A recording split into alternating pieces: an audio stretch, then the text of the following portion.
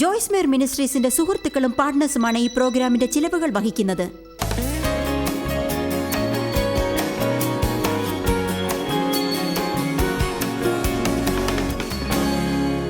മറ്റുള്ളവർ നിങ്ങൾക്ക് വേണ്ടി തീരുമാനമെടുക്കാൻ അനുവദിക്കാതെ സ്വയം തീരുമാനമെടുക്കണമെന്ന് ഇന്ന് നിങ്ങളോട് ആവശ്യപ്പെടാൻ പ്രത്യേകിച്ച് ഞാൻ ആഗ്രഹിക്കുന്നു. ഞാനിത് വീണ്ടും പറയുന്നു. സ്വന്തം തീരുമാനങ്ങൾ എടുക്കുക. നിങ്ങൾക്ക് വേണ്ടി തീരുമാനങ്ങൾ എടുക്കാൻ മറ്റുള്ളവരെ അനുവദിക്കുന്നത് മതിയാക്കൂ. തീരുമാനങ്ങൾ സ്വയം എടുക്കുന്ന എത്ര പേരുണ്ട് ഇവിടെ? ദൈവത്തിൽ നിന്ന് നാം കേൾക്കാനും സ്വന്തം തീരുമാനങ്ങൾ എടുക്കാനും പഠിക്കാതിരുന്നാൽ അത് നമ്മുടെ വിധിയെ തീർച്ചയായും മാറ്റിമറിക്കുന്നതാണെന്ന് ഞാൻ വിശ്വസിക്കുന്നു. ദൈവം നമുക്കായി കരുതിയ പല പദ്ധതികളും നമ്മൾ ജനങ്ങളെ സന്തോഷിപ്പിക്കുന്നവരാകുകയും ദൈവത്തെ സന്തോഷിപ്പിക്കാതിരിക്കുകയും ചെയ്യുമ്പോൾ നിന്നുപോകുമെന്ന് ഞാൻ കരുതുന്നു. നാം ജനങ്ങളെ സംതൃപ്തരാക്കരുതെന്നല്ല അതിൻ്റെ അർത്ഥം. നമ്മൾ ജനങ്ങളെ സന്തോഷിപ്പിക്കുന്നവരാകണമെന്ന് പറയുന്ന ഒരു വചനം വേദപുസ്തകത്തിലുണ്ട്. ദൈവത്തെ അനുസരിക്കാത്ത ഒരു സ്ഥിതിയിൽ ജനങ്ങളെ സന്തോഷിപ്പിക്കുന്നത് നമ്മെ എത്തിക്കാൻ പാടില്ലെന്നാണ് ഞാൻ പറയുന്നതിൻ്റെ അർത്ഥം. നിങ്ങൾ ജനങ്ങൾ പറയുന്നത് പോലെ പ്രവർത്തിക്കാൻ ആരംഭിക്കും. അവർ ആവശ്യപ്പെടുന്നതും ജനങ്ങളുടെ പ്രതീക്ഷകൾ ചിലപ്പോൾ അതിശയിപ്പിക്കത്തക്കതായിരിക്കും. പ്രത്യേകിച്ച് പലതരത്തിലുള്ള ജനങ്ങളുമായും പല ലെവലിലുള്ള ജനങ്ങളുമായും നിങ്ങൾ കൂട്ടുകൂടാൻ ആരംഭിക്കുമ്പോൾ. ഞാൻ എൻ്റെ അമ്മയെയും ആൻറ്റിയെയും പരിപാലിച്ചുകൊണ്ടിരിക്കുന്നു. വൃദ്ധകളാണ്, രോഗികളാണ്. അവരെൻ്റെ കൂടെ എൻ്റെ വീട്ടിലല്ല, പക്ഷെ അവർക്ക് താമസ സൗകര്യം ഏർപ്പാടാക്കി. അവർക്ക് പല പ്രതീക്ഷകളും ഉണ്ടാവും. പക്ഷേ അവയെല്ലാം സാധ്യമാക്കി കൊടുത്ത് സന്തോഷിപ്പിക്കാൻ എനിക്ക് സാധിക്കില്ല. നാം ജനങ്ങളെ സഹായിക്കണമെന്ന് ദൈവം ആഗ്രഹിക്കുന്നു. ഞാനും അങ്ങനെ തന്നെയാണ്. പക്ഷേ പരിശുദ്ധാത്മാവ് നമ്മെ നയിക്കുമ്പോഴാണ് നാം അത് ചെയ്യേണ്ടത്. ജനങ്ങളുടെ പ്രതീക്ഷകൾ നമ്മെ നിയന്ത്രിക്കാൻ നാം അനുവദിക്കരുത്. ഞാനൊരു അമ്മയാണ്, 4 മക്കളുണ്ട്. ഞാനൊരു ഭാര്യയാണ്. എനിക്ക് 10 പേരക്കുട്ടികളുണ്ട്. ജനങ്ങൾ എന്നിൽ നിന്ന് പ്രതീക്ഷിക്കുന്നുണ്ട്. ഞങ്ങൾ കോൺഫറൻസിന് വരുമ്പോൾ ധാരാളം ജനങ്ങൾ എന്നിൽ നിന്നും ഇത് വേണം, അത് വേണം, ഞാൻ അവർക്ക് ഇത് ചെയ്യണം, അത് ചെയ്യണം എന്നൊക്കെ പ്രതീക്ഷിക്കാറുണ്ട്. എന്നാൽ ഞാൻ ഒരു കാര്യം നന്നായി പഠിച്ചു. ഇതിനെ ചിലപ്പോൾ നാം മറികടക്കേണ്ടി വരും. എന്തെങ്കിലും ചോദിച്ചിട്ട് പറ്റില്ലെന്ന് കേൾക്കാൻ ജനങ്ങളാരും ഇഷ്ടപ്പെടുന്നില്ല. അവർക്കത് കിട്ടണമെന്നത് ദൈവത്തിന്റെ ആഗ്രഹമാണെന്ന് അവർ വിശ്വസിക്കുന്നു. ദൈവം എന്നോട് പറഞ്ഞു, അവർ നിനക്കിത് ചെയ്യണമെന്ന് ദൈവം എന്നോട് പറഞ്ഞു. നീ ഇവരുടെ കോൺഫറൻസിന് പോകണമെന്ന് ദൈവം പറഞ്ഞു. നിന്റെ കൂടെ ലഞ്ച് കഴിക്കണമെന്ന്. എന്നാൽ ദൈവം പറഞ്ഞു എന്ന വാക്ക് ജനങ്ങൾ ഉപയോഗിക്കുന്നത് കേൾക്കുമ്പോൾ എനിക്ക് അസ്വസ്ഥത തോന്നും. തങ്ങളുടെ ആവശ്യങ്ങൾ മറ്റുള്ളവരെ കൊണ്ട് നിറവേറ്റിക്കാനുള്ള മാന്ത്രിക വാക്കാണത്. ഇത് സത്യത്തിൽ ആത്മീകമായ അധികാരം ചെലുത്തലാണെന്ന് പിന്നീട് നിങ്ങൾ കണ്ടുപിടിക്കും. നമ്മൾ ഒരിക്കലും അത് ചെയ്യാൻ പാടില്ല. ഗലാത്യർ എടുക്കൂ, 1-ാം അധ്യായം 10-ാം വാക്യം. പൗലോസ് എന്താണ് പറഞ്ഞതെന്ന് നമുക്ക് വായിക്കാം. ഇത് ശരിക്കും അത്ഭുതാവഹമാണ്. ഞാനിപ്പോൾ ദൈവത്തെയോ മനുഷ്യരെയോ സന്തോഷിപ്പിക്കുന്നത്. ഇതിനെക്കുറിച്ച് നിങ്ങൾ ചിന്തിക്കണം. ഇപ്പോൾ ഞാൻ മനുഷ്യരെയാണോ സന്തോഷിപ്പിക്കേണ്ടത്, അതോ ദൈവത്തെയാണോ? അല്ല, ഞാൻ മനുഷ്യരെ പ്രസാദിപ്പിക്കാൻ നോക്കുന്നു. ഇന്നും ഞാൻ മനുഷ്യരെ പ്രസാദിപ്പിക്കുന്നുവെങ്കിൽ ക്രിസ്തുവിൻ്റെ മശീഹായുടെ ദാസനായിരിക്കില്ല. പൗൽ സത്യത്തിൽ ഇതാണ് പറഞ്ഞത്. ഞാൻ മനുഷ്യരെ സന്തോഷിപ്പിക്കുന്നതിന് വേണ്ടി ദൈവത്തെ സന്തോഷിപ്പിക്കാൻ സാധിക്കാതെ പോയാൽ കർത്താവായ യേശു ക്രിസ്തുവിൻ്റെ അപ്പോസ്തലനായിരിക്കാൻ സാധ്യതയില്ല. ഇതിനെക്കുറിച്ച് ചിന്തിക്കുമ്പോൾ ഭയം തോന്നുന്നു. ശരിക്കും ഭയം തോന്നുന്നു. ദൈവം പറയുന്ന കാര്യങ്ങൾ പ്രവർത്തിക്കാതെ സ്വന്തം ഇഷ്ടപ്രകാരം പ്രവർത്തിച്ച് എത്ര പേരാണ് തങ്ങളുടെ വിധിയെ മാറ്റി ഒരിക്കലും സംതൃപ്തരാവാതിരിക്കുന്നത്? പിന്നീട് എന്തോ കൈവിട്ടു പോയല്ലോ എന്ന തോന്നൽ എപ്പോഴും അവർക്കുണ്ടായിക്കൊണ്ടേയിരിക്കുന്നു. ദൈവം എന്നെ സുവിശേഷ വേലയ്ക്കായി വിളിച്ചപ്പോൾ എനിക്ക് സാത്താന്റെ ആക്രമണം ജനങ്ങളിലൂടെ കഠിനമായി ഉണ്ടായി. ക്രിസ്ത്യാനികളിൽ നിന്ന് ജനങ്ങളെ സന്തോഷിപ്പിക്കുന്നതിനെ കുറിച്ച് പഠിപ്പിക്കുമ്പോഴൊക്കെ ഞാൻ അതിനെക്കുറിച്ച് ചിന്തിക്കാറുണ്ട്. ആ സമയത്ത് എൻ്റെ ജീവിതം ഞാൻ എന്താണ് ചെയ്യാൻ പോകുന്നത് എന്നതിൻ്റെ ബാലൻസിലായിരുന്നു. അതെനിക്കറിയാമായിരുന്നു. ഞാൻ എൻ്റെ ഇഷ്ടം പ്രവർത്തിക്കുമോ? അന്ന് എൻ്റെ ഹൃദയത്തിൽ വിചിത്രമായ ചിന്തയായിരുന്നു നിറഞ്ഞിരുന്നത്. ശുശ്രൂഷയ്ക്കായി പോകണം. സ്ത്രീകളത് ചെയ്യാറില്ല. 1-2 കാണുമായിരിക്കാം, പക്ഷേ എൻ്റെ നാട്ടിൽ തീർച്ചയായും ഇല്ലായിരുന്നു. ബൈബിൾ പഠിപ്പിക്കുക, അതെങ്ങനെയാണെന്ന് എനിക്ക് അറിയില്ലായിരുന്നു. പക്ഷേ ദൈവം എൻ്റെ ജീവിതത്തെ വളരെ വിചിത്രമായിട്ടാണ് തൊട്ടത്. ജനങ്ങളെ വചനം പഠിപ്പിക്കാനുള്ള എൻ്റെ വാഞ്ച തീവ്രമായിരുന്നു. തുടക്കം മുതൽക്ക് തന്നെ യേശു മരിച്ച് ജനങ്ങൾക്ക് നൽകിയത് സ്വന്തമാക്കാൻ അവർ പഠിക്കണം എന്നെനിക്ക് തോന്നി. ദൈവവുമായി എന്തുമാത്രം പറ്റിച്ചേർന്ന് ഒരു ബന്ധമുണ്ടാക്കാനായിരുന്നു എൻ്റെ വിളിയെന്ന് ഞാൻ അറിഞ്ഞു. എന്നാൽ ഞാൻ അതേസമയം എല്ലാ നിയമങ്ങളും ചട്ടങ്ങളും പിന്തുടർന്ന് ജീവിക്കാനായി ബാധ്യസ്ഥയും ആയിരുന്നു. അതെൻ്റെ മാത്രമല്ല, എല്ലാവരുടെയും തെറ്റാണെന്ന് പറയാം. ഞാനും എല്ലാവരും ചെയ്യുന്നത് ചെയ്തു. ഞാൻ ഹൃദയത്തിൽ കൂടുതൽ ശ്രദ്ധ പതിപ്പിക്കേണ്ടി വന്നു. ഹൃദയത്തിൽ തോന്നുന്നതിൽ കൂടുതലായി ശ്രദ്ധിക്കേണ്ടി വരാറുണ്ട്. ഇതെനിക്ക് ശരിയാവുമോ? ഇതെനിക്ക് അനുയോജ്യമാണോ? ഞാൻ ഉൾപ്പെട്ടിരിക്കുന്ന ഈ ജോലിയിൽ നിന്ന് വേദപുസ്തകം ലഭിക്കും എന്ന് പറയുന്നത് എനിക്ക് ലഭിക്കുമോ?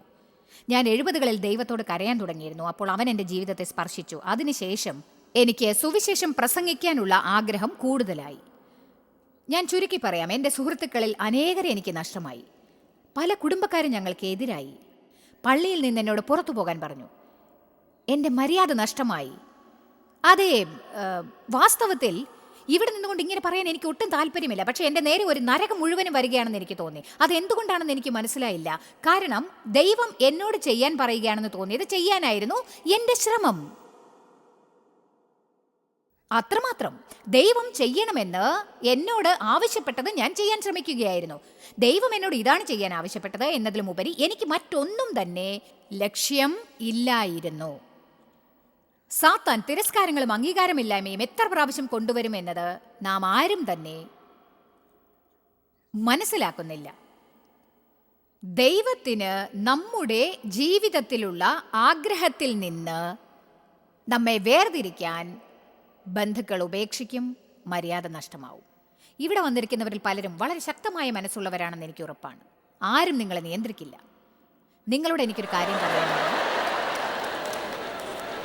കാരണം ഇവിടെ വന്നിരിക്കുന്ന പലർക്കും, എല്ലാവർക്കുമല്ല, പക്ഷെ പലർക്കും ഒരു തരത്തിൽ അല്ലെങ്കിൽ മറ്റൊരു തരത്തിൽ ഈ സന്ദേശം ആവശ്യമാണ്. ഒന്നുകിൽ നിങ്ങൾ നിയന്ത്രണത്തിന് അധീനരാവും, അല്ലെങ്കിൽ അത് ആഗ്രഹിക്കും. ഇവ രണ്ടും ദൈവികമല്ല. നിങ്ങളുടെ പ്രതികരണത്തിന് നന്ദി.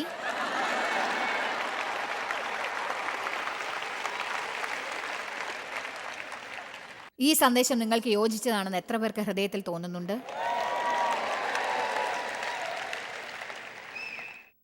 ഒരു കാര്യം ഓർക്കുമ്പോൾ രസമാണ്. നമ്മുടെ യൗവന പ്രായത്തിൽ, ഒരുപക്ഷെ 20 വയസ്സാകുമ്പോഴേക്കും ചിലർക്ക് വളരെ സമ്മർദ്ദം തോന്നാറുണ്ട്. കാരണം അനേകം പേർ അവരിൽ നിന്ന് എന്തൊക്കെയോ പ്രതീക്ഷിക്കുന്നു. നിങ്ങളുടെ ജീവിതത്തിൽ ഇനി എന്താണ് നിങ്ങൾ ചെയ്യാൻ പോകുന്നത് എന്നവരെ അറിയിക്കണം. അങ്ങനെയുള്ള സമയത്ത് രാവിലെ എങ്ങനെയാണ് എഴുന്നേൽക്കേണ്ടതെന്ന് കണ്ടുപിടിക്കാൻ നിങ്ങൾ ശ്രമിക്കും. പക്ഷേ എനിക്ക് തോന്നുന്നു, നിങ്ങൾക്ക് പ്രായമാകും തോറും കൂടുതലായി ജനങ്ങളോട് കൂട്ടുകൂടും. കൂടുതൽ ജനങ്ങളെ നമ്മൾ അറിയുമ്പോൾ കൂടുതൽ കുടുംബ ബന്ധങ്ങൾ ഉണ്ടാവും. അതോടെ കുഴപ്പങ്ങൾ അധികരിക്കുകയും ചെയ്യും. കാരണം നിങ്ങളുടെ ജീവിതത്തിലേക്ക് കടന്നു വരുന്ന ഓരോരുത്തർക്കും ഒരു പ്രതീക്ഷയുണ്ടാവും. അഥവാ നിങ്ങളിൽ നിന്ന് എന്തെങ്കിലും അവർക്ക് വേണം. ജനങ്ങൾ അത്തരം പ്രതീക്ഷകൾ കൊണ്ട് നിങ്ങൾക്ക് സമ്മർദ്ദം നൽകുന്നത് അവസാനിപ്പിക്കേണ്ടതാണ്. നമ്മുടെ പ്രധാന പ്രശ്നങ്ങളിലൊന്ന് യാഥാർത്ഥ്യമല്ലാത്ത ചിലതൊക്കെ നാം മറ്റുള്ളവരിൽ നിന്ന് പ്രതീക്ഷിച്ച് നിരാശപ്പെടുന്നു. നമ്മൾ ആരിൽ നിന്നും എന്തെങ്കിലും പ്രതീക്ഷിച്ചാൽ നിങ്ങൾ മാത്രമായിരിക്കില്ല അവരിൽ നിന്ന് എന്തെങ്കിലും പ്രതീക്ഷിക്കുന്നതെന്ന് ഓർക്കണം. ചിലർ എന്നോട് ചോദിക്കുന്ന കാര്യങ്ങൾ അവർക്ക് ചെയ്തു കൊടുക്കണമോ എന്ന് പോലും എനിക്കറിയില്ല. കോടിക്കണക്കിന് ജനങ്ങൾ അതേ കാര്യം എന്നിൽ നിന്ന് പ്രതീക്ഷിക്കുന്നുണ്ടാവും. ദൈവം എന്നോട് പറഞ്ഞു, എന്നാൽ ദൈവം എന്നോട് സ്വയം വധിക്കണമെന്ന് പറഞ്ഞിട്ടില്ല. ക്ഷമിക്കണം, ഞാനതിന് ഒരുക്കമല്ല. ഞാനത് കുറേ വർഷം ശ്രമിച്ചു. എന്നാൽ എൻ്റെ ജീവിതത്തിൻ്റെ ഈ ഘട്ടത്തിൽ ഞാൻ ദൈവത്തിൻ്റെ നേതൃത്വമേ പിന്തുടരൂ എന്ന് തീരുമാനിച്ചിരിക്കുകയാണ്. ഞാൻ ദൈവത്തിന്റെ നേതൃത്വം പിന്തുടർന്നാൽ എനിക്കറിയാം. ഇത് ശ്രദ്ധിക്കൂ, ഞാൻ ദൈവത്തിന്റെ നേതൃത്വം പിന്തുടർന്നാൽ എന്താണ് ഉണ്ടാവുക എന്നറിയാമോ? സമാധാനം ഉണ്ടാവും, സന്തോഷവും നീതിയും ഉണ്ടാവും. നിങ്ങൾ നല്ല ഫലം കായ്ക്കും. സദാസമയം നിങ്ങൾ അസ്വസ്ഥരാകേണ്ടതില്ല. കാരണം സദാസമയവും പല കാര്യങ്ങൾ ചെയ്ത് വ്യാകുലപ്പെടാനും സന്തോഷിക്കാതിരിക്കാനും ദൈവം നമ്മെ നയിക്കുകയില്ല.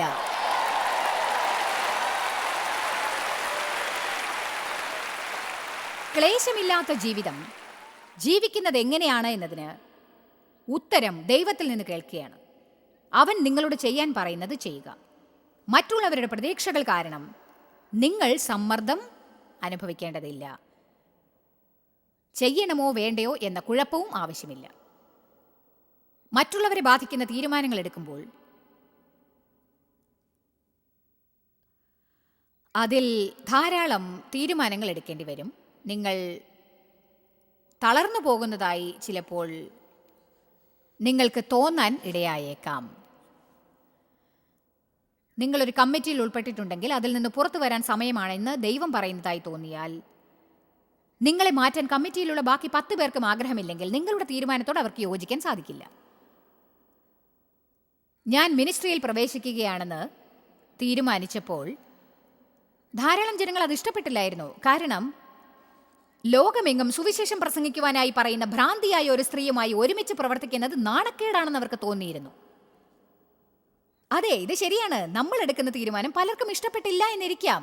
അവർ നമ്മോടൊത്ത് പ്രവർത്തിക്കുന്നവരാണെങ്കിൽ നമ്മുടെ തീരുമാനം അവരെ അല്പം അസ്വസ്ഥരാക്കും. നമുക്കാർക്കും അസ്വസ്ഥത കൂടുതൽ ഇഷ്ടമാവില്ല.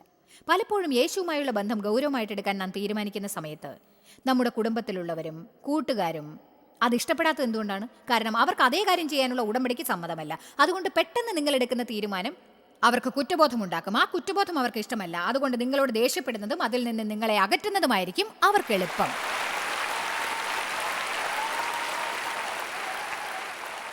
ഞാനൊരു സത്യം പറയട്ടെ. നിങ്ങളുടെ ജീവിതത്തിനായി ദൈവത്തെ വാസ്തവത്തിൽ പിന്തുടരുകയാണെങ്കിൽ ഇവിടെ ഇരിക്കുന്ന ആരെങ്കിലും അല്ലെങ്കിൽ TV-യിൽ ഇത് കാണുന്ന ആരെങ്കിലും വാസ്തവത്തിൽ പരിശുദ്ധാത്മാവിനാൽ നയിക്കപ്പെടുകയാണെങ്കിൽ ഇന്ന് നിങ്ങൾ കണ്ടുപിടിക്കാൻ പോകുന്നത് പുതിയ നിയമത്തിന്റെ മധ്യനിലയാണ്. യേശുവിനെ സ്വീകരിക്കുന്ന ഓരോ വ്യക്തിയും ഒരു പുതിയ നിയമത്തിന് കീഴിൽ ജീവിക്കുന്നു. നിയമം അവസാനിച്ചിരിക്കുന്നു. ഇനി പരിശുദ്ധാത്മാവിനാൽ നാം ഓരോരുത്തരും വെവ്വേറെ നയിക്കപ്പെടുന്നതാണ്. നമുക്ക് ദൈവത്തിൽ നിന്ന് കേൾക്കാം. ഓരോ തവണ തീരുമാനമെടുക്കുമ്പോഴും നാം 25 പേരോട് ചോദിച്ച് അനുവാദം വാങ്ങിക്കേണ്ട കാര്യമില്ല. ആമേൻ. നിങ്ങൾ സ്വന്തം ഹൃദയത്തോട് സത്യസന്ധരായിരിക്കും, അല്ലെങ്കിൽ നിങ്ങൾ ഒരിക്കലും സന്തോഷിക്കുകയില്ല. അതിനെക്കുറിച്ച് നിങ്ങൾ ചിന്തിക്കേണ്ടിയിരിക്കുന്നു. നിങ്ങൾ സ്വന്തം ഹൃദയത്തോട് സത്യസന്ധരായിരിക്കണം, ഇല്ലെങ്കിൽ ഒരിക്കലും സന്തോഷിക്കാനാവില്ല.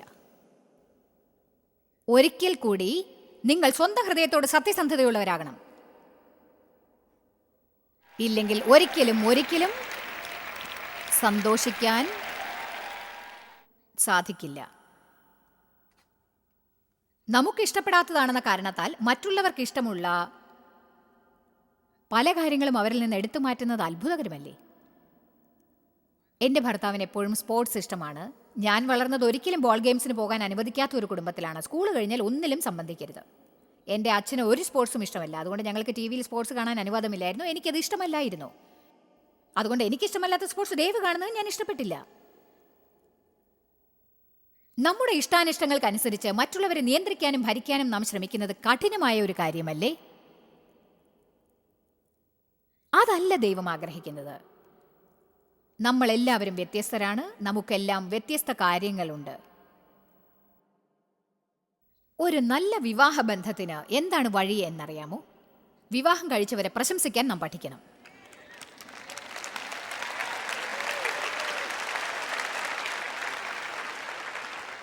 അവരെ നിങ്ങളെപ്പോലെയാക്കാൻ നോക്കരുത്.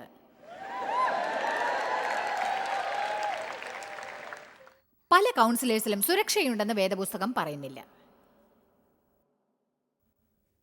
എന്നാൽ സ്വന്തം തീരുമാനങ്ങൾ എടുക്കേണ്ടത് നിങ്ങൾ തന്നെയാണ്. തീരുമാനമെടുക്കാൻ നിങ്ങൾക്ക് പ്രയാസമുണ്ടെങ്കിൽ അതുകൊണ്ട് എന്തെങ്കിലും പ്രശ്നമുണ്ടാകുമെന്ന് എനിക്ക് തോന്നുന്നില്ല. നിങ്ങൾക്കൊരു ഗൗരവമുള്ള തീരുമാനം എടുക്കേണ്ടതായി വരാം. നിങ്ങൾ എടുക്കുന്ന തീരുമാനം ശരിയാണ് എന്ന് ഉറപ്പാക്കേണ്ടതാണ്. ഇങ്ങനെ പറയുന്നതുകൊണ്ട് ഒരു തെറ്റുമില്ലെന്ന് എനിക്ക് തോന്നുന്നു. എനിക്ക് നിങ്ങളിൽ നിന്ന് ഇത് എടുക്കാമോ? നിങ്ങൾക്ക് എന്ത് തോന്നുന്നു? പക്ഷെ ഞാൻ പറയട്ടെ, നിങ്ങൾ 10 പേരോട് ചോദിച്ചാൽ അവർ 10 വ്യത്യസ്തമായ അഭിപ്രായങ്ങൾ പറയും. പലപ്പോഴും നാം എന്താണ് ചെയ്യേണ്ടതെന്ന് പലരോടും ചോദിക്കാറുണ്ട്. അവരാകട്ടെ അവരെന്താണ് ചെയ്യേണ്ടതെന്ന് പോലും അറിയാത്തവരാണെന്നതാണ് സത്യം. നിങ്ങൾ ആരോടെങ്കിലും ചോദിക്കണം എന്ന് കരുതുമ്പോൾ അവർ നിങ്ങൾ ബഹുമാനിക്കുന്നവരായിരിക്കണം. നിങ്ങൾ സ്വയം ഒരു ചോദ്യം ചോദിക്കുന്നത് നന്നായിരിക്കും. ഞാൻ അവരുടെ ജീവിതത്തെ ബഹുമാനിക്കുന്നുണ്ടോ? അവരുടെ ജീവിതത്തിൽ ഞാൻ നല്ല ഫലം കാണുന്നുണ്ടോ? അവർ പറയുന്നത് ഞാൻ കേൾക്കാൻ തയ്യാറാണോ?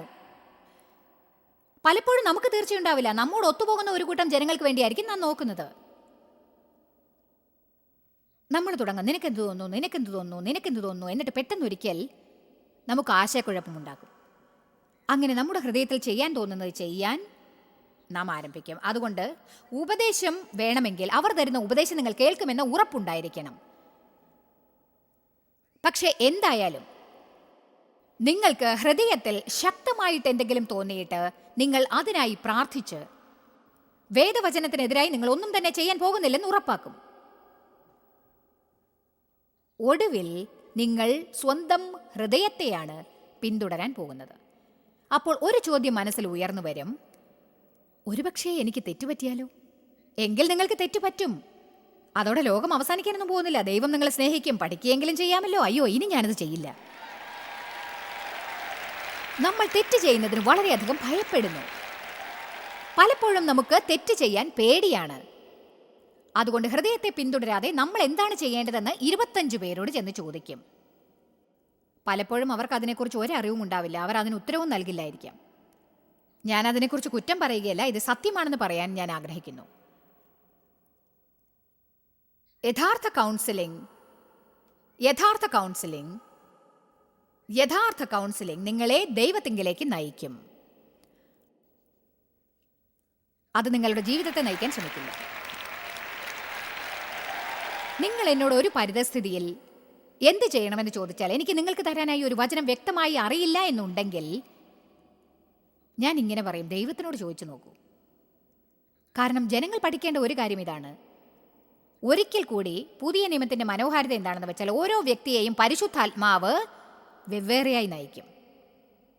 നിങ്ങൾക്ക് ദൈവത്തിൽ നിന്ന് കേൾക്കാം. പരിശുദ്ധാത്മാവിനാൽ നിങ്ങൾ നയിക്കപ്പെടുന്നതായിരിക്കും. നിങ്ങൾക്കൊരു അഭിഷേകമുണ്ട്. അതാണ് പരിശുദ്ധാത്മാവിന്റെ നിങ്ങളുടെ ജീവിതത്തിലുള്ള സാന്നിധ്യം. അത് നിങ്ങൾക്കും നിങ്ങളുടെ കുടുംബത്തിനും ഏതാണ് ശരി, ഏതാണ് തെറ്റ് എന്ന് നിങ്ങൾക്ക് കാണിച്ചു തരും. ആമേൻ. കൂടാതെ നിങ്ങൾ ആരോടും പോയി ആവശ്യമില്ലാത്ത യാതൊരുവിധ വിശദീകരണങ്ങളും നൽകേണ്ട ആവശ്യവും ഉണ്ടാവില്ല. നിങ്ങൾ എന്താണ് ചെയ്യാൻ ഉദ്ദേശിക്കുന്നതെന്ന് കുഴപ്പങ്ങൾ ഒഴിവാക്കാൻ ഒരു വിശദീകരണം നൽകുന്നതിൽ യാതൊരു തെറ്റുമില്ലെന്നാണ് എനിക്ക് തോന്നുന്നത്. ചിലപ്പോൾ എന്തുകൊണ്ടാണ് അങ്ങനെ ചെയ്യാൻ നിങ്ങൾക്ക് തോന്നുന്നത് എന്ന് നിങ്ങൾക്കറിയില്ല. ഒന്നേ നിങ്ങൾക്കറിയൂ, നിങ്ങളുടെ ഉള്ളിൽ തുടർച്ചയായി അതാണ് നിങ്ങൾ ചെയ്യേണ്ടതെന്ന് തോന്നലുണ്ടാവും. അതെ, ജനങ്ങൾക്ക് അത് മാത്രം മതിയാവും. ഹേയ്, ഞാൻ ആ ഘട്ടത്തിലെത്തിയിരിക്കുന്നു. ഇനി ഞാൻ ആരെയും നിയന്ത്രിക്കാൻ ശ്രമിക്കില്ല. എനിക്കതിൻ്റെ ആവശ്യമില്ല. എനിക്ക് എൻ്റെതായ കാര്യങ്ങൾ ധാരാളം പരിപാലിക്കാനുണ്ട്. നിങ്ങളുടെ കാര്യങ്ങൾ ഞാൻ നോക്കേണ്ടതില്ല. എൻ്റെ ജീവിതത്തിലെ എത്രയോ വർഷം ഞാൻ അങ്ങനെയായിരുന്നു. ചിലർക്ക് എല്ലാവരും അവരോട് ഞങ്ങൾ എന്ത് ചെയ്യണമെന്ന് ചോദിക്കുന്നത് ലഹരിയാണ്. എന്നിട്ട് അവർ എന്ത് ചെയ്യണമെന്ന് ചോദ്യകർത്താവിനോട് പറയാൻ സമയം ചിലവാക്കും. എനിക്ക് ആ ഉത്തരവാദിത്വം ആവശ്യമില്ല. ഞാൻ നിങ്ങളോട് പറയുന്നു, നിങ്ങൾക്ക് ദൈവത്തിൽ നിന്ന് കേൾക്കാനാവും. നിങ്ങൾ വിശ്വസിക്കൂ. നിങ്ങൾക്ക് എന്ത് തോന്നുന്നുവോ അതുമാത്രം ചെയ്യുക. നിങ്ങൾ ദൈവത്തിൽ നിന്ന് എന്താണ് അറിയുന്നത്? വേദപുസ്തകം പറയുന്നു, സമാധാനം പിന്തുടരുവിൻ. ദൈവത്തിൽ നിന്ന് കേൾക്കുന്നത് അത്ര പ്രയാസമല്ല. വചനത്തിനെതിരായി ഇത് ചെയ്യാതിരിപ്പിൻ. വിഡ്ഢിത്തമാണ് എന്ന് തോന്നിയാൽ അത് ചെയ്യാതിരിപ്പിൻ.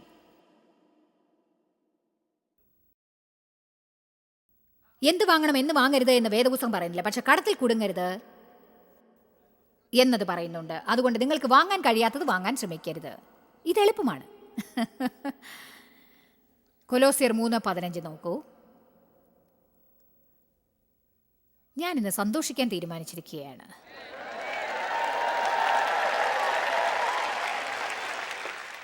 ഒരുപക്ഷെ നിങ്ങൾക്ക് ഈ സന്ദേശം ഇന്ന് ആവശ്യമില്ലെങ്കിൽ നിങ്ങൾക്കിത് ആവശ്യമുള്ള ഒരു സമയം വരും. ക്രിസ്തുവിന്റെ സമാധാനം നിങ്ങളുടെ ഹൃദയങ്ങളിൽ വാഴട്ടെ. അതിനല്ലോ നിങ്ങൾ ഏക ശരീരമായി വിളിക്കപ്പെട്ടും ഇരിക്കുന്നത്. നന്ദിയുള്ളവരായും ഇരിപ്പിൻ. നിങ്ങൾക്ക് ബോൾ ഗെയിം ഇഷ്ടമുണ്ടെന്നിരിക്കട്ടെ. അമ്പയർ എന്നാൽ എന്താണെന്ന് അറിയാമല്ലോ. അവർക്കൊരു അധികാരമുണ്ടായിരിക്കും.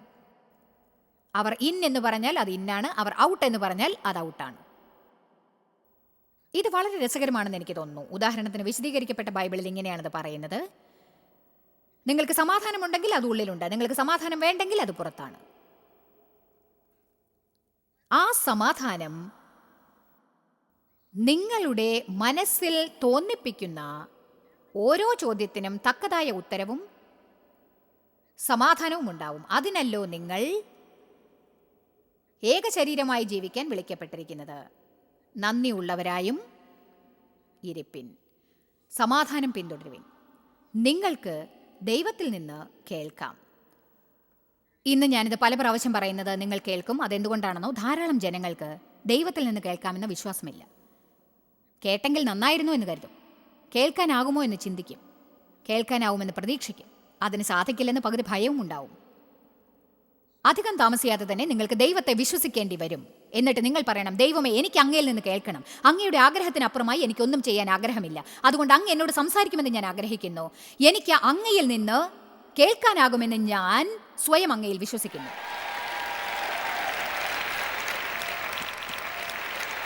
ആമേൻ. നിങ്ങളിൽ ചിലർക്കിപ്പോൾ യഥാർത്ഥമായ ദൈവിക ആഗ്രഹങ്ങൾ ശക്തമായിട്ടുണ്ടാവും. പക്ഷേ അവ പിന്തുടരാൻ നിങ്ങൾക്ക് പേടിയാണ്. അഥവാ നിങ്ങൾ ശ്രമിച്ചാലും 2-3 പേരുടെ സമ്മതമില്ലായ്മയോടുകൂടിയ നോട്ടം നേരിടേണ്ടി വരുന്നു. ഉടനെ നിങ്ങൾ അസന്തുഷ്ടരായി ഒരിടത്ത് ചെന്നിരിക്കും. കാരണം എല്ലാവരെയും സന്തോഷിപ്പിക്കാനും നിശബ്ദരാക്കാനും നിങ്ങൾക്കാവില്ലല്ലോ. 1 യോഹന്നാൻ 2:27. എന്നാൽ നിങ്ങൾക്ക് ഈ നിങ്ങളാണ് നിങ്ങൾക്ക് അഭിഷേകമുണ്ട്. എന്താണത്? ദൈവത്തിന്റെ സാന്നിധ്യം. ഒരു കാര്യം ചെയ്യാൻ ദൈവത്തിൽ നിന്നുള്ള കഴിവ്, അഭിഷേകം, ദൈവികമായ നിർദ്ദേശം, ആത്മാവിന്റെ വരം. എനിക്ക് ഈ വാക്ക് ഇഷ്ടമാണ്. പരിശുദ്ധാത്മാവിന്റെ അനുഗ്രഹമാണ് ആ വാക്ക്. ദൈവം എനിക്കിത് ചെയ്യാനുള്ള ഉന്മേഷം നൽകിയിട്ടുണ്ട്. 42 വയസ്സ് വരെ ഞാൻ ഈ മിനിസ്ട്രി ആരംഭിച്ചിട്ടില്ലായിരുന്നു. നിങ്ങൾക്ക് നേരിടേണ്ടി വരുന്ന ഓരോ പ്രശ്നങ്ങളോടും പോരാടി അവയെല്ലാം അതിജീവിക്കാനുള്ള കഴിവ് ദൈവം തരുമെന്നത് അതിശയമാണ്. എന്നിട്ട് പറയും, ദൈവം പറഞ്ഞാൽ എനിക്കത് സാധിക്കും. ഞാൻ നിങ്ങളോട് മറ്റൊന്നും കൂടി പറയട്ടെ. ദൈവം നിങ്ങൾക്ക് തീർച്ചയല്ലാത്ത എന്തെങ്കിലും പറയുന്ന സമയത്ത് നിങ്ങൾ സ്വന്തം അഭിമാനം പോലും കളഞ്ഞ് മുന്നോട്ട് വന്ന് അതിന് ശ്രമിക്കും. കാരണം നാം നമ്മുടെ ചെറിയ ബോട്ടിൽ കയറി ഇരുന്നു കൊണ്ട് മറ്റുള്ളവരോട് കൂടി മുന്നോട്ട് പോയിക്കൊണ്ടിരിക്കുമ്പോൾ നമ്മെ എല്ലാവരും സ്വീകരിക്കും, എല്ലാവരും സന്തോഷിക്കും. പക്ഷെ നിങ്ങൾ ബോട്ട് ഉലയ്ക്കുമ്പോഴോ അതിൽ നിന്ന് പുറത്തിറങ്ങുമ്പോഴോ അസാധാരണമായിട്ട് എന്തെങ്കിലും ചെയ്യാൻ ശ്രമിക്കുമ്പോഴോ എല്ലാവരും പറയും, അയ്യേ. നിങ്ങൾക്കൊരു അഭിഷേകമുണ്ട്, നിങ്ങൾക്കൊരു വരമുണ്ട്, നിങ്ങളുടെ ജീവിതത്തിൽ എന്തിനെങ്കിലും പരിശുദ്ധാത്മാവിന്റെ ആവേശമുണ്ട്. അത് നിങ്ങളെ ഉത്സാഹപ്പെടുത്തും, നിങ്ങളെ ശക്തീകരിക്കും, നിങ്ങൾക്കൊരു തീരുമാനം നൽകും. ദൈവം നിങ്ങളെ എന്തെങ്കിലും ചെയ്യാൻ വിളിക്കുന്നത് എങ്ങനെയാണ്? ദൈവം എന്നെ വിളിച്ചപ്പോൾ എനിക്കൊരു കാര്യമേ പറയാനുണ്ടായിരുന്നുള്ളൂ. അന്ന് മുതൽ ഇന്നേ വരെ ഇത് ചെയ്യാൻ എനിക്ക് അത്യധികം ആഗ്രഹം ഉണ്ട്. ഇതൊരാഗ്രഹമാണ്, ശക്തമായ ഒരു ആഗ്രഹം. അതുപോലെ എനിക്കറിയില്ല, ഒരുപക്ഷെ നിങ്ങളിൽ ചിലർക്ക് ജനങ്ങളെ സഹായിക്കണം എന്ന ശക്തമായ ആഗ്രഹം ഉണ്ടാവും. നമുക്ക് പലതരത്തിലുള്ള വരങ്ങളുണ്ട്. നിങ്ങൾക്കൊരു ശക്തമായ ആഗ്രഹം ഉണ്ടാവാം, സ്വന്തമായി ബിസിനസ് ചെയ്യണമെന്ന ആഗ്രഹം. എന്നാൽ മറ്റൊരാളുടെ കീഴിൽ ജീവിതകാലം എല്ലാം ജോലി ചെയ്യാതെ പുറത്തിറങ്ങി പരിശ്രമിക്കൂ. ഒരുപക്ഷെ അത് ശരിയായില്ലെങ്കിലോ? പുറത്തിറങ്ങി പരിശ്രമിക്കൂ. ശരിയായില്ലെങ്കിൽ എന്ത് ചെയ്യും? അത് വിട്ടിട്ട് മറ്റൊരു ജോലിയിൽ ചേരുക. നമുക്ക് തെറ്റുകൾ ചെയ്യാൻ വളരെ പേടിയാണ്. നിങ്ങൾ തെറ്റ് ചെയ്താൽ അതോടെ ലോകം അവസാനിക്കുന്നില്ല. അവന്റെ അഭിഷേകം നിങ്ങളിൽ വസിക്കുന്നുണ്ട്. ഇന്ന് നിങ്ങൾ ഇവിടെ വിടുന്നതിന് മുൻപ് ശക്തി ആർജിച്ചവരായി പോകണം. നിങ്ങൾ മാറി വിരിച്ച് തല ഉയർത്തി ഇങ്ങനെ പറയണം, ദൈവം എൻ്റെ ഉള്ളിൽ വസിക്കുന്നുണ്ട്, ഞാൻ ദൈവ പൈതലാണ്, ഞാൻ അഭിഷേകിക്കപ്പെട്ടിരിക്കുന്നു, എനിക്ക് അവന്റെ ശബ്ദം കേൾക്കാം, പരിശുദ്ധാത്മാവിനാൽ ഞാൻ നയിക്കപ്പെടും. അല്ലാതെ അലസതയോടെ ഇങ്ങനെ ചോദിക്കുകയല്ല വേണ്ട, ഞാൻ എന്ത് ചെയ്യണമെന്നാണ് കരുതുന്നത്. എനിക്കറിയില്ല, നിങ്ങൾക്ക് എന്ത് തോന്നുന്നു? ഞാൻ ഇത് ചെയ്താൽ എനിക്ക് ഭ്രാന്താണെന്ന് എല്ലാവരും ചിന്തിക്കുമെന്ന് കരുതുന്നുണ്ടോ? ചിന്തിച്ചേക്കും. പലരും എനിക്ക് ഭ്രാന്താണെന്ന് കരുതി, എന്നാൽ അതിലും ഉപരി ജനങ്ങൾ എന്നെ സ്നേഹിക്കുന്നു. നിങ്ങൾക്ക് ഭ്രാന്താണെന്ന് കരുതുന്നവരെ അതിജീവിക്കുക.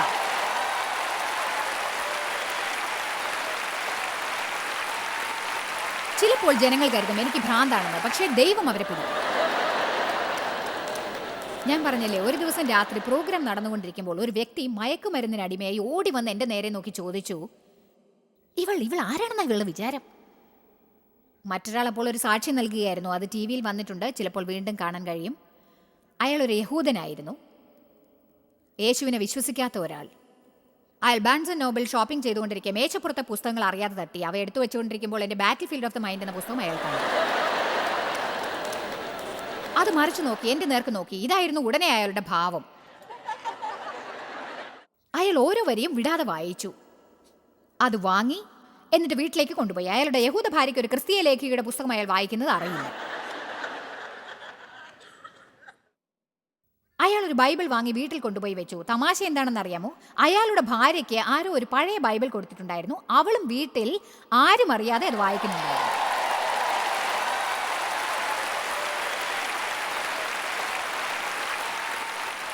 ആരോ അവർക്ക് വേണ്ടി പ്രാർത്ഥിക്കുന്നുണ്ടായിരുന്നു എന്നെനിക്ക് ഉറപ്പാണ്.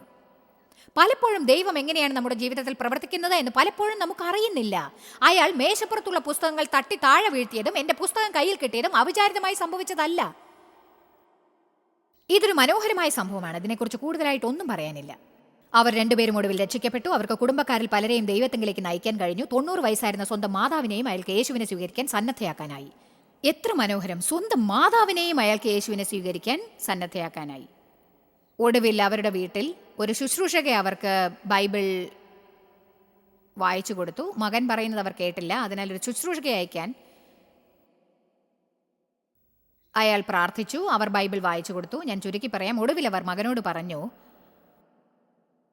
ദൈവം എപ്പോഴും ഇവിടെ ഉണ്ടായിരുന്നു, പക്ഷെ നമ്മളത് അറിഞ്ഞില്ല.